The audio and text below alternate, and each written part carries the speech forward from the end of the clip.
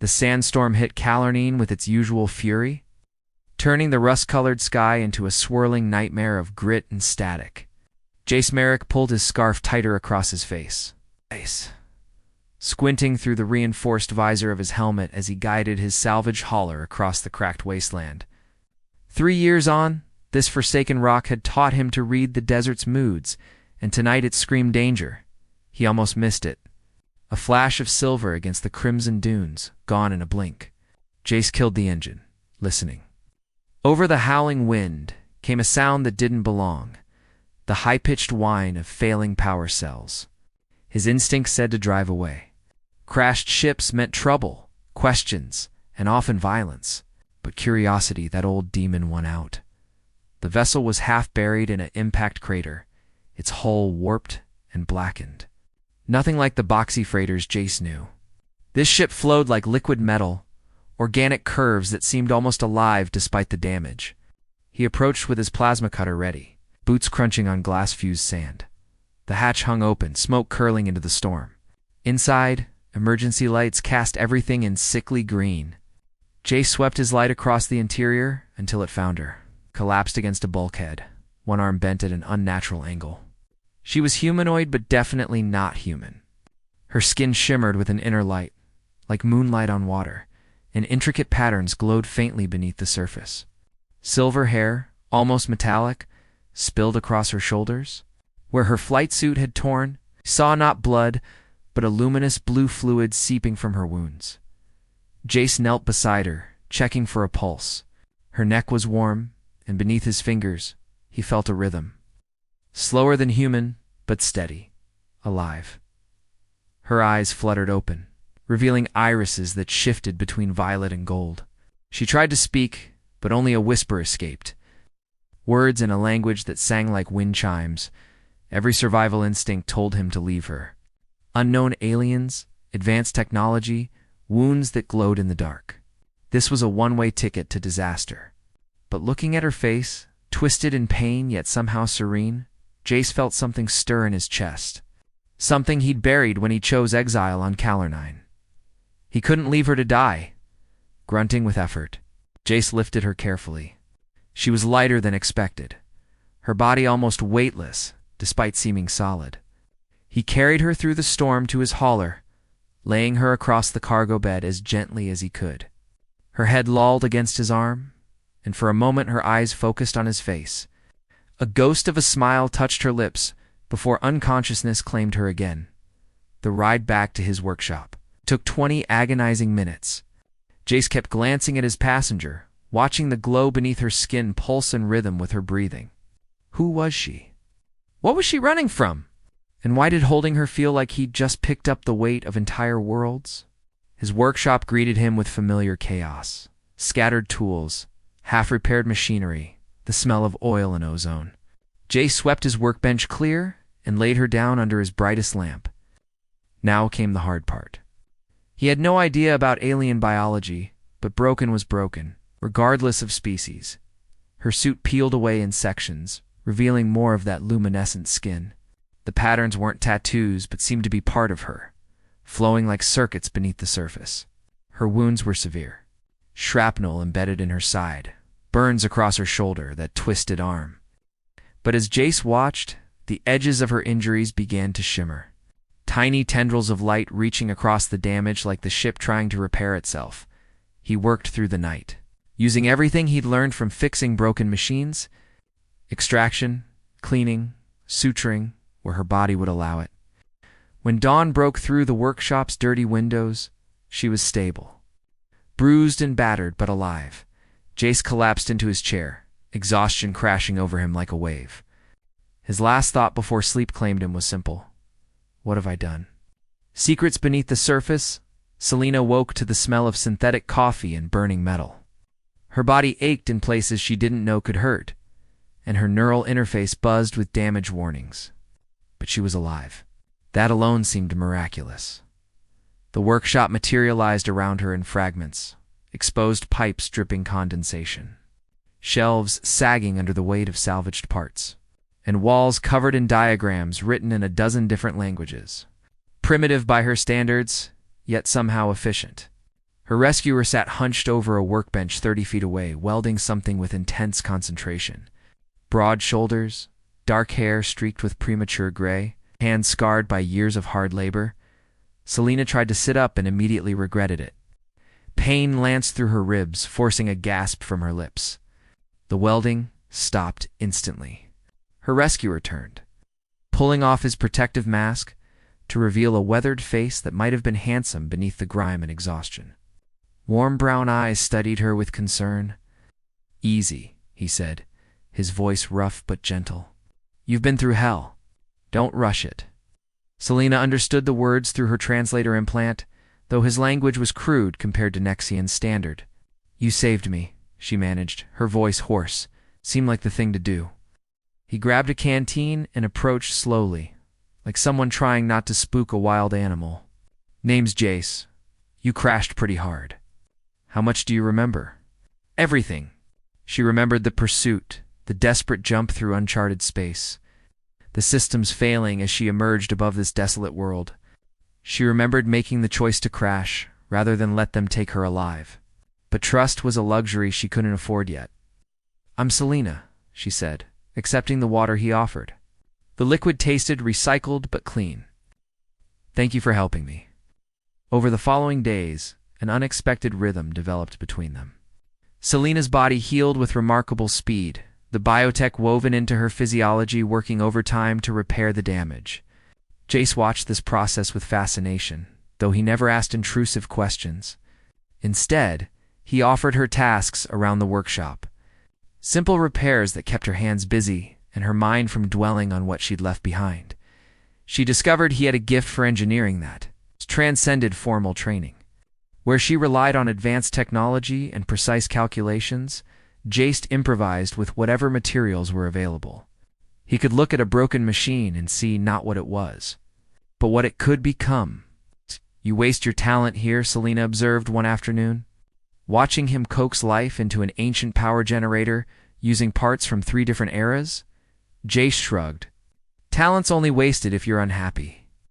"I like the quiet. Is that why you're alone?" His hands stilled on the generator. "Everyone's running from something. This just happened to be far enough." Selina understood that philosophy more than he knew. She'd fled across half the galaxy to escape her fate, only to crash on a forgotten world. Yet here in this cluttered workshop with this strange, gentle human, she felt safer than she had in the Imperial Palace. One evening, as they shared a meal of protein paste and recycled vegetables, Jace noticed the patterns on her arms glowing brighter. "What are those?" he asked, pointing with his fork. Selina hesitated. The bioluminescent markers were sacred to her people, signs of royal bloodline and genetic perfection. But something about Jace's genuine curiosity, free from the calculating ambition she'd known all her life, made her want to share. "They're part of me," she said softly. "My people. We're born with them. They show our emotions, our health, our lineage. They're beautiful." The simplicity of his statement, delivered without flattery or ulterior motive, made her chest tighten. When was the last time someone had looked at her and seen beauty rather than political advantage? "May I?" Jace extended his hand, palm up. Selina placed her arm across his palm. His calloused fingers traced one of the glowing lines from her wrist to her elbow, featherlight and reverent. Where he touched, her patterns flared brighter, shifting from blue to warm gold. She saw his eyes widen with wonder. "They respond to touch," she explained, her voice barely above a whisper. "To emotion," Jace corrected, meeting her gaze. "They're brighter now than they were a moment ago." He was right. Her body betrayed her, revealing what she'd been trying to hide. The connection forming between them, fragile as spun glass but growing stronger with each shared moment. Jace pulled his hand back slowly. Selina felt the absence like a chill. But he smiled, that rare, genuine expression that transformed his worn face. And she found herself smiling back. Outside the workshop, Calornine's twin moons rose over the desert, painting the dunes silver and bronze. Neither of them noticed the distant glint of scanner beams sweeping the horizon. The workshop became their world, a bubble of warmth and growing intimacy against Calornine's harsh environment. Selina found herself waking earlier each day, drawn by the sounds of Jace, already at work, humming tunelessly as he wrestled with some mechanical puzzle. She would watch him from her cot, studying the way he moved with unconscious grace, the way his face softened when he achieved a breakthrough. "Teach me," she said one morning. Startling him as he calibrated a sensor array, Jace looked up, a smudge of grease across his cheek. "Teach you what?" "Your methods. The way you see machines?" Selena moved to his side, peering at the device in his hands. "My people rely on technology to solve problems. You make technology bend to your will." He laughed, a sound she'd come to treasure. "That's a fancy way of saying I'm too stubborn to admit when something's broken beyond repair." "Perhaps stubbornness is undervalued," she countered, taking the tool from his hand and examining it. Their fingers brushed. Her patterns flared bright amber. They fell into a new pattern, teacher and student, though the roles shifted constantly. Selena showed Jace the principles behind quantum resonance and gravimetric propulsion, concepts that made his eyes light up with childlike excitement. In return, he taught her the art of practical engineering, how to jury-rig solutions from limited resources, how to read the personality of a machine through sound and vibration. "Every engine has a voice," Jace explained one afternoon, his hand resting over a drive core they were rebuilding. "Listen past the noise. Feel what it's trying to tell you." Selena closed her eyes, placing her hand beside his. At first, she heard only mechanical clatter. Then gradually, she sensed it, a rhythm beneath the chaos, a pattern of stress and strain. When she opened her eyes, Jace was watching her with an expression that made her breath catch. "You felt it," he said softly. "I did." They stood there, hands still touching over the humming engine, the rest of the world falling away. Selena had been educated by the finest minds in the Nexian Empire, trained in diplomacy, warfare, and statecraft. Yet nothing had prepared her for this, the simple intimacy of shared understanding. The warmth spreading through her chest that had nothing to do with biotech or alien biology. Jace cleared his throat. Stepping back, "We should calibrate the power flow." But the moment lingered between them, a bridge neither could completely cross nor fully retreat from. That evening, they climbed to the workshop's roof, a rare indulgence. Jace brought a container of something he called whiskey, though it tasted more like filtered engine coolant to Selena's refined palate. They sat with their backs against the heating unit, watching Calornine's double moons trace their ancient paths across the stars. "Tell me about Earth," Selena said, taking another cautious sip. The liquid burned, but the warmth was pleasant. "Which part?" "The oceans, forests, cities choking on their own success." Jace's voice carried old pain. "Earth's complicated, beautiful and ugly in equal measure. Why did you leave?" He took a long drink. "Lost someone important. Came out here thinking distance would help. 3 years later, I'm still waiting to find out if it did." She'd left behind her family, her people, everything she'd ever known. "Sometimes running is the only way to survive," she said quietly. "Sometimes." Jace turned to look at her, his face half in shadow. "But eventually you have to decide if you're running towards something or just running away. What if I don't know the difference anymore? Then you stay still long enough to figure it out." His wisdom surprised her. This wasn't a man hiding from the world, but someone who'd found a different way to engage with it. On his own terms, in his own time, Selena shifted closer, drawn by impulses she'd spent her life suppressing. Royal protocol demanded distance, perfect control, emotional sterility. But here under alien stars with this rough, gentle human, she wanted nothing more than to be present, to be real. She whispered. He met her gaze, and she saw her own longing reflected in his eyes. His hand found hers in the darkness, fingers intertwining with a tenderness that made her luminescent patterns dance across her skin in cascades of gold and rose. "I know this is complicated," he began, but she pressed a finger to his lips. "Everything is complicated. This feels simple." She leaned in slowly, giving him time to pull away. Instead, Jace closed the distance between them, his lips meeting hers with a gentleness that belied his calloused hands and weathered exterior. The kiss was soft, exploratory, full of questions neither could yet answer. Selena's entire body illuminated, her patterns blazing like a constellation map across her skin. When they parted, Jace's eyes were wide with wonder. That was ... I know. They sat in comfortable silence after that, Selena's head resting on Jace's shoulder, his arm wrapped around her waist. For the first time since her escape, she felt safe. Not the false security of palace guards and diplomatic immunity, but genuine safety, the kind that came from being truly seen and accepted. Neither noticed the scanner drones that swept past in the distance, their sensors recording everything. The attack came at dawn. Selena woke to the shriek of plasma fire and Jace shouting her name. She rolled from her cot as the workshop's walls exploded inward, showering them both with debris. Through the smoke, she saw them. 3 figures in black combat armor, weapons trained on her position. Bounty hunters. Her past had finally caught up. "Get down!" Jace tackled her behind his workbench as energy bolts chewed through metal and circuitry. He came up with his old projectile weapon, firing with surprising accuracy. 1 hunter dropped, armor cracked, but there were still 2 more, and they were advancing with professional efficiency. Selena's neural interface buzzed warnings. Her ship's defensive systems were still offline. Her own combat implants damaged from the crash. They were outgunned and outnumbered, unless she told him the truth. "Jace, I need you to trust me," she shouted over the weapon's fire. "It's kind of busy right now." "Look at me." She grabbed his face, forcing him to meet her eyes. "I'm not just a refugee.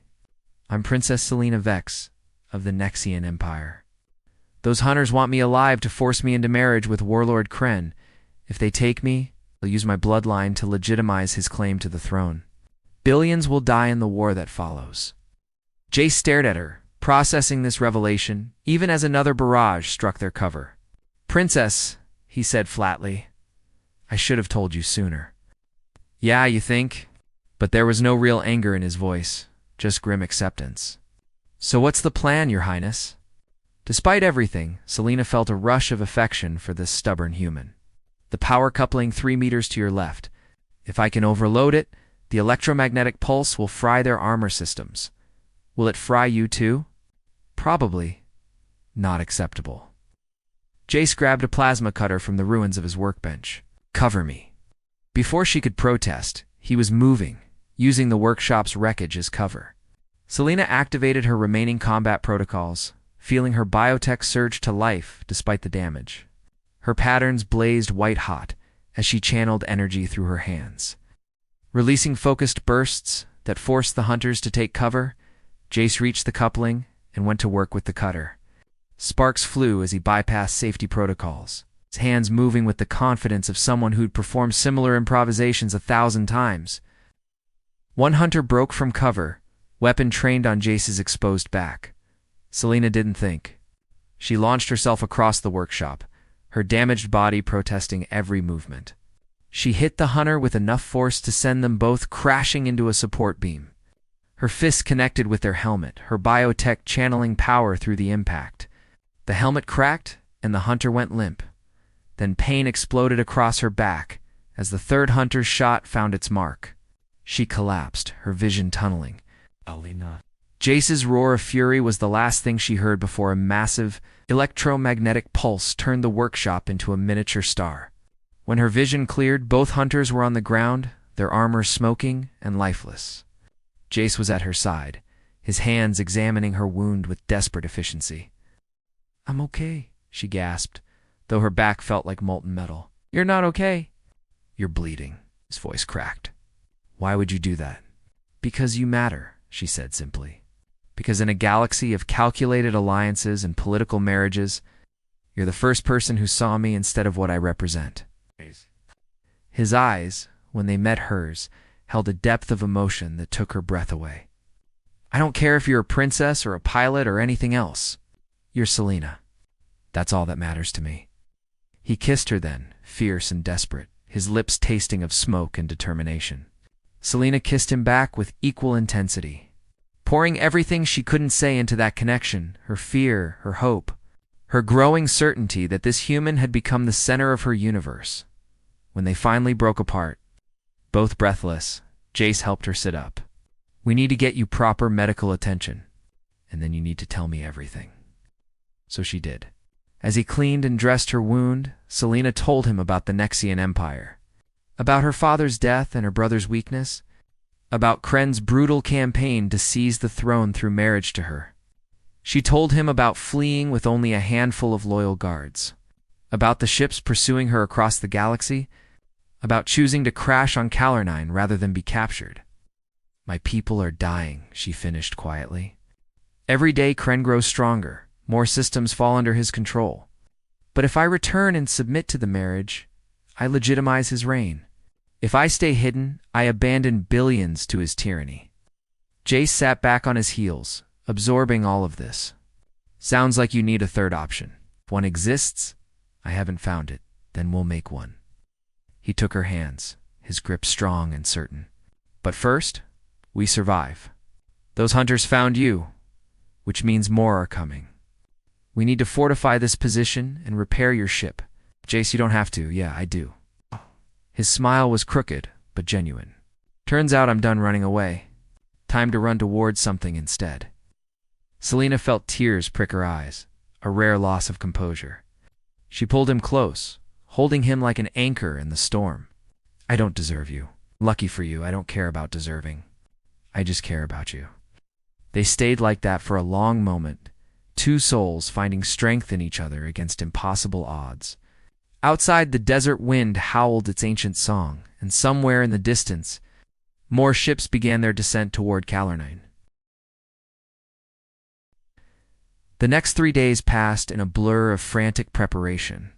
Jace worked like a man possessed, fortifying the workshop's defenses while simultaneously repairing Selena's ship.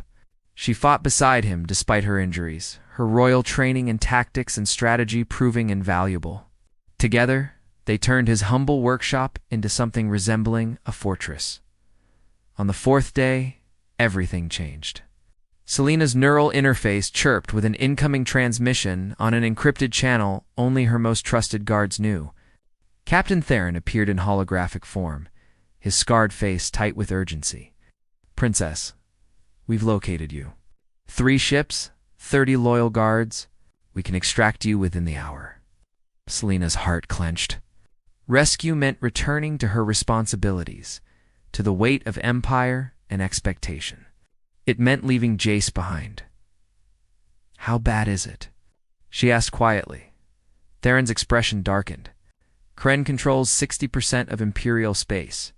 Your brother is in hiding. The Resistance needs you, my lady. Without your bloodline to rally behind, we cannot win this war." She closed her eyes, feeling the weight of billions of lives pressing down on her shoulders. Beside her, Jace continued working on her ship's drive core, pretending not to listen, but hearing every word. "I understand," she said finally. "Transmit landing coordinates." "And Theron, thank you for not giving up on me." The transmission ended. Jace set down his tools slowly, his back still to her. "So that's it then, I have to go." Selena's voice broke. "My people I know," he turned, and the pain in his eyes mirrored her own. "I knew this was temporary. Doesn't make it any easier. Come with me." The words burst out before she could stop them. "Join my guard, my crew, anything. I can protect you, give you resources beyond anything you'd find here." Jace smiled sadly. "And what would I do in your world, Selena? I'm a scavenger, not a soldier or politician. I'd be a liability. You'd be yourself. That's enough." He crossed the distance between them, cupping her face with his grease-stained hands. "You're going to save your people. You're going to defeat this warlord and claim your throne. And you're going to be amazing. But you need to do it as yourself, not tethered to some human who crashed into your life for a few days." "You're more than that," she whispered fiercely. "These days with you have been the most real moments of my life. Then take that reality back with you. Let it remind you why you're fighting." He kissed her forehead, her cheeks, finally her lips in a kiss that tasted of goodbye and promise. "Be the princess your people need. But remember, you're also just Selena, who likes working on engines and watching double moonrises." They spent their last hours together in the workshop, not speaking much, but existing in companionable silence. Jace completed the repairs on her ship, his modifications improving its systems beyond original specifications. Selina committed every detail to memory. The way he frowned when concentrating, the unconscious grace of his movements, the warmth of his presence. When Captain Theron's ships arrived, Selina stood in the workshop's doorway with Jace beside her. Her guards formed up with military precision, but their captain's eyes widened when he saw her bioluminescent patterns blazing gold and rose, colors that only appeared in the presence of bonded mates. Princess Theron said carefully, "Are you? Is everything all right?" "Everything's perfect," she said, taking Jace's hand one last time. "Captain, this is Jace Merrick. He saved my life and asked nothing in return. See that his workshop receives regular supply shipments and protection. Imperial priority. As you command, my lady." Just squeezed her fingers. "You don't have to. I want to. Let me give you something, even if it's just this." She turned to face him fully, ignoring the watching guards. "Thank you, Jace, for seeing me. For choosing to care when logic said you shouldn't. Thank you for crashing on my planet," he said with that crooked smile. "Best thing that happened to me in 3 years." She kissed him one last time, pouring every ounce of feeling into it. Her patterns exploded into a supernova of color, and she heard several guards gasp. When they parted, both had tears streaming down their faces. "Go save the galaxy," Jace whispered. "I'll be here. Will you wait for me?" The question escaped before she could cage it, till the stars burn out. He pressed something into her palm, a small mechanical device, crafted from salvage but beautiful in its simplicity. A compass pointing always to a single location, so you can find your way home. Selina boarded her ship with her guards, forcing herself not to look back. But as they lifted off, she watched through the viewport as Jace stood alone in front of his workshop, one hand raised in farewell. She clutched the compass to her chest, feeling its weight like an anchor dot. Captain Theron appeared at her side. "We have much to discuss, Princess. The Resistance Council has been waiting for your return." "I know." Selina straightened, feeling the mantle of leadership settle back onto her shoulders. But it felt different now, lighter somehow. "Prepare a jump to the Viridian sector. It's time to remind Warlord Kren why he should fear the Nexian royal line." As her ship jumped to hyperspace, leaving Calornine behind, Selina made herself a promise. She would end this war, reclaim her throne, and build a better empire. And when it was done, she would return to that desert workshop, and the man who taught her that sometimes the greatest strength was simply choosing to care. On Calornine, Ace returned to his workshop, but it felt different now, less like a refuge and more like a waypoint. He picked up his tools and returned to work, humming that tuneless melody. But now he hummed with hope, with purpose, with the memory of luminescent patterns dancing like stars, across skin that had become his whole universe for a few precious days. The double moons rose over the desert, painting the dunes in silver and bronze, and somewhere among the stars, a princess carried the heart of a scavenger into battle. End of story.